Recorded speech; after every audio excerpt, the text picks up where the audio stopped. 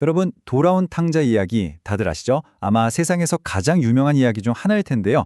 그런데 이 이야기가 진짜 뭘 말하려는 건지에 대해서 아주 깊은 논쟁이 있다는 거 혹시 들어보셨나요? 오늘 바로 그 이야기 속으로 한번 들어가 보겠습니다.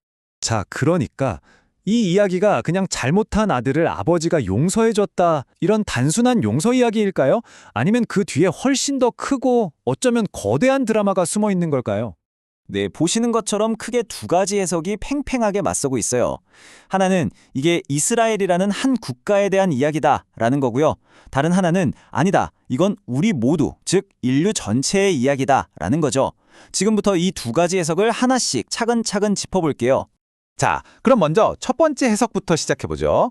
이 탕자 이야기가 사실은 한 국가에 대한 비유, 즉 우화라고 보는 건데요. 이걸 주장하는 대표적인 학자가 바로 N.T. 라이트입니다.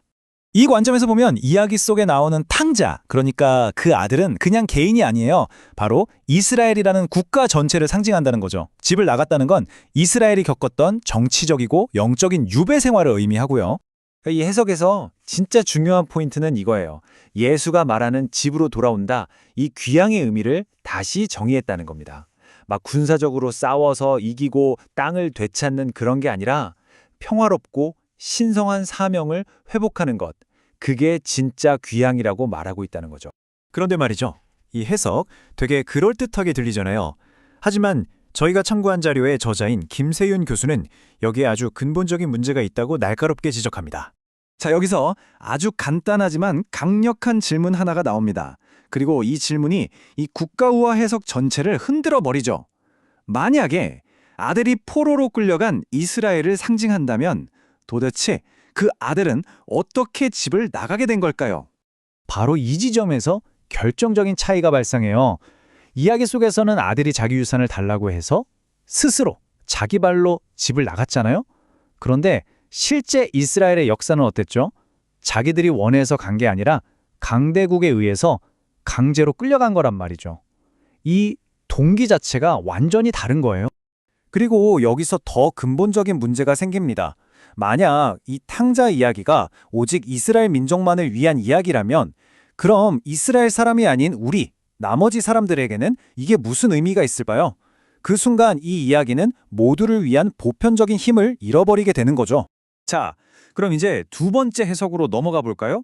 이 이야기가 한 국가의 경계를 넘어서 바로 우리 모두의 이야기, 인류 전체의 이야기라고 볼 때 어떻게 더 크고 깊은 의미를 갖게 되는지 한번 살펴보겠습니다. 이 두 번째 해석에서 탕자는 누구일까요? 바로 아담입니다. 여기서 아담은 인류의 첫 조상, 그러니까 바로 당신과 저, 우리 모두를 상징하는 거예요. 이 비유가 곧 나의 이야기라는 거죠. 이렇게 되면 문제의 본질이 완전히 달라져요. 정치적으로 나라를 잃은 게 문제가 아니라 우리 인간이 근본적으로 겪고 있는 깊은 영적인 상태가 문제라는 거죠. 저자는 이걸 아담적 실존이라는 용어로 설명합니다. 아담적 실존. 말이 좀 어렵죠? 그럼 이 아담적 실존이라는 게 도대체 뭐고 우리 삶에서 구체적으로 어떤 모습으로 나타나는 걸까요? 저자는 이게 하나의 과정, 악순환이라고 설명해요. 첫 번째 단계는 내가 내 인생의 주인이야, 내가 신이 될 수 있어 라고 생각하는 자기주장적인 의지에서 시작돼요. 그러면서 우리를 만든 근원으로부터 스스로 등을 돌리게 되죠. 이게 바로 분리입니다. 그리고 그 결과는 우리 자신의 한정된 능력과 자원 안에 갇히게 되는 결핍 상태에 빠지는 거예요. 결국 고통과 죽음으로 이어지는 거죠. 성경에 죄의 싹은 사망이다 라는 구절이 있잖아요. 이게 그냥 죽어서 지옥 간다 이런 영적인 개념이 아니라는 거예요. 저자는 이게 바로 우리 삶에서 느끼는 결핍, 불안, 고통 같은 구체적인 증상들로 나타나는 아주 현실적인 이야기라고 설명합니다. 이걸 좀 더 쉽게 이해하기 위해서 아주 강력한 비유를 하나 들어볼게요. 자, 먼저 한번 상상해 보세요. 땅에 아주 깊고 단단하게 뿌리를 내리고 그 땅으로부터 온갖 영양분과 생명력을 쭉쭉 빨아올리는 건강한 나무 한 그루를요. 자, 그런데 이제 그 똑같은 나무가 뿌리째 뽑혔다고 상상해 보세요. 어때요? 잎사귀는 아직 파랗고 겉으로 보기엔 멀쩡하죠? 살아있는 것처럼 보여요.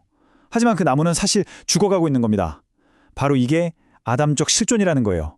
겉보기에 멀쩡히 살아가는 것 같지만 사실은 우리 생명의 근원으로부터 단절된 채 서서히 시들어가고 있는 상태. 그게 바로 우리 인간의 근본적인 문제라는 거죠. 자, 그렇다면 문제가 분리라면 해결책은 뭘까요? 너무나 당연하게도 재연결이겠죠. 다시 그 근원에 연결되는 것, 그것만이 유일한 해결책입니다. 자, 그럼 지금까지 우리가 살펴본 두 가지 해석을 한번 표로 정리해 볼까요? 왼쪽의 엔티라이트의 관점에서는 아들을 이스라엘 국가로 보고 문제를 정치적 유배로, 해결책을 국가적 사명의 재정의로 봤죠. 반면에 오른쪽에 김세윤 교수의 관점에서는 아들을 우리 모두, 즉 아담으로, 문제를 실존적인 분리로, 그리고 해결책을 하나님과의 재연결로 봅니다.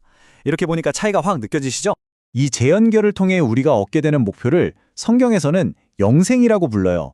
그런데 이게 그냥 죽지 않고 영원히 시간을 보내는 그런 개념이 아니에요. 오는 세상의 삶이라는 뜻인데 한마디로 삶의 질이 완전히 달라지는 거예요. 결핍의 삶이 아니라 하나님의 신적인 풍요로움으로 가득 찬 그런 새로운 차원의 삶을 의미하는 거죠. 결국 핵심은 이거예요. 우리의 분리된 실존이 가진 한계를 극복하고 하나님의 충만함, 이걸 플레로마라고 부르는데 바로 이 플레로마에 참여하는 삶을 사는 거죠. 우리를 만든 근원과 다시 연결될 때 이 결핍의 삶에서 벗어나 신성한 풍요의 삶으로 들어갈 수 있다는 겁니다. 자, 여기까지 오면 탕자가 집으로 돌아온다는 것, 이 귀향이 대체 무엇을 의미하는지 그 궁극적인 그림이 보이기 시작합니다. 저자는 이 궁극적인 귀향의 목적지를 신학 용어로 신화, 아포티오시스라고 설명합니다. 말이 좀 어렵죠? 쉽게 말해서 우리가 가진 이 아담적인 운명, 즉 분리와 결핍의 운명을 극복하고 창조주와 온전히 하나가 되어서 그 신적인 생명에 참여하게 되는 상태를 말하는 거예요. 결국 탕자의 이야기는 단순히 집 나간 아들이 돌아온 이야기가 아니었던 거죠.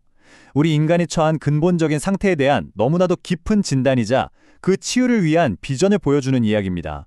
자, 그렇다면 귀향이 신성한 근원과의 재연결을 의미한다면 과연 우리는 그 돌아가는 길을 어디에서 어떻게 찾을 수 있을까요?